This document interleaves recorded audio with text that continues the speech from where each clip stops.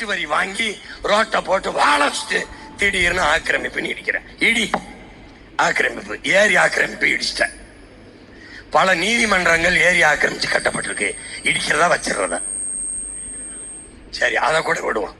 இப்போ 4 கல்லறை இருக்கு கடற்கரையில. 4 கல்லறை 4 ஏக்கர்ல இருக்கு. இது ஏரி ஆக்கிரமிப்புன்னு இடிச்சா அது கடற்கரை ஆக்கிரமிப்புன்னு இடிக்கிறதா கூடாது? அதை மட்டும் அங்க அடக்கம் செய்யப்பட்ட யாராவது 10 ஆண்டுகள் நாட்டு விடுதலைக்காக போராடி சிறையில் இருந்தார்கள் அப்படி ஏதாவது இருக்கா? இல்ல தூக்கல தொங்கின தீரன் சின்னமலை மருதுவாண்டி அப்படி ஏதாவது இருக்கா? ஏதாவது திட்டி பிறப்பாரு. செக்கிழுத்த என் பாட்டனே எங்க இருக்கான்னு தெரியல. செக்கிழுத்தான். செக்கு மாடு இழுக்க திணறுமடா. செக்க ஒரு மனுஷன் இழுத்தாண்டா. என் விடுதலைக்கு ஒரு மனுஷன் பிறப்பிலேயே செல்வந்தன், சட்டம் படித்தவன், தாத்தன் சட்டம் படித்தவன், அப்பன் சட்டம் படித்தவன், அவனும் சட்டம் படித்தவன். வெள்ளைக்காரன் கூண்டில குற்றவாளி அண்ணன்டாண்டா என் பாட்டன் வாவு சிதம்பரம்.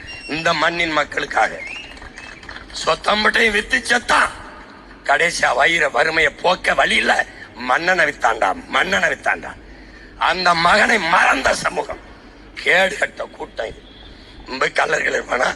சுற்றுலா வர்றவனுக்கு பீச்சில் போய் அண்ணா சமாதி, எம்ஜிஆர் சமாதி, ஜெயலலிதா சமாதி, கருணாநிதி சமாதி, அப்புறம் உன் இனத்துக்கு சமாதி தானடா மிஞ்சும். வேற என்னடா மிஞ்சும்? என்ன மிஞ்சும்?